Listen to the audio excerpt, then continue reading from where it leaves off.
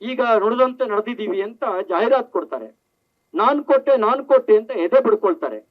ಹೆಂಗ್ ಕೊಟ್ರು, ಯಾರಿಂದ ಕಿತ್ಕೊಟ್ರು ಅನ್ನುವಂತ ಸತ್ಯ ಸಂಗತಿಯನ್ನ ಹೇಳಲೇಬೇಕಾಗತ್ತೆ. ನೋಡಿ, ಬಂದ ತಕ್ಷಣ ಕ್ವಾರ್ಟರ್ ರೇಟ್ 50 ರೂಪಾಯಿ ಜಾಸ್ತಿ ಮಾಡಿದ್ರು.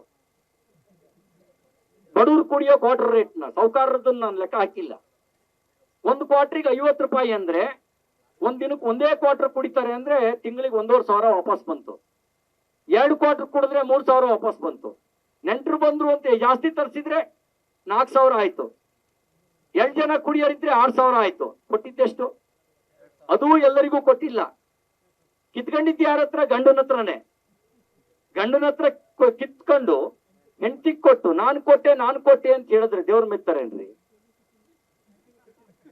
ನೀವು ಕರೆಂಟ್ ಬಿಲ್ ಜಾಸ್ತಿ ಮಾಡಿದ್ರು, ಕರೆಂಟ್ ಫ್ರೀ ಅಂದ್ರು.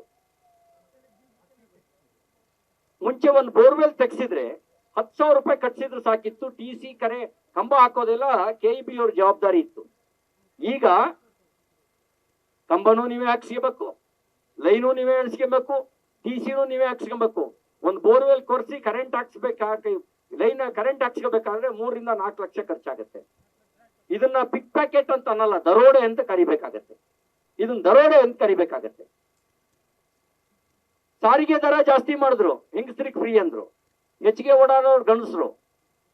ನೀವು ಡಬಲ್ ರೇಟ್ ಕೊಡ್ತಾ ಇದ್ದೀರಿ, ಹೆಂಗಸ್ರಿಗೆ ಫ್ರೀ ಅಂದ್ರು. ಆಮೇಲೆ ಅಷ್ಟಕ್ಕೆ ಸುಮ್ಮನಾಗಿಲ್ಲ, ಸ್ಟಾಂಪ್ ಡ್ಯೂಟಿ ಜಾಸ್ತಿ ಮಾಡಿದ್ರು. ಇದು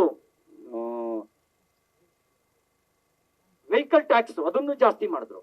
ಎಲ್ಲಾ ಟ್ಯಾಕ್ಸ್ ಜಾಸ್ತಿ ಮಾಡಿ ಇದು ಸಿದ್ದರಾಮಿಕ್ಸ್ ಅಂದ್ರು. ಇದು ಸಿದ್ದರಾಮಯ್ಯನವ್ರು ಮಾಡಿದ ಕೆಲಸ.